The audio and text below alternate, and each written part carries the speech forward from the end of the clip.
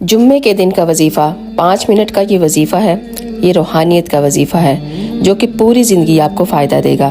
یہ صرف ایک دن جمعے کے دن ہی آپ نے صرف پڑھنا ہے۔ اس کے فائدے کیا ہیں سنیے۔ ایسی جگہ سے آپ کے لیے اللہ تعالیٰ اسباب بنائیں گے کہ آپ کی مشکلیں آسان ہو جائیں گی۔ یہ اتنا کامیاب وظیفہ ہے کہ اس کو پڑھتے پڑھتے ہی آپ کی مشکلیں ٹل جاتی ہیں۔ اگر آپ نے اس جمعے اس کو پڑھ لیا ہے تو اگلے جمعے تک جو بھی دعائیں آپ نے مانگی ہوں گی وہ انشاءاللہ ضرور قبول ہوں گی۔ اس کو اپنے تک محدود مت رکھیے گا، آگے بھی ضرور شیئر کیجیے گا۔ یہ وظیفہ جو ہے وہ ہر طرح کی حاجت کے لیے ہے۔ چلیں وظیفہ کیا ہے وہ سنیں۔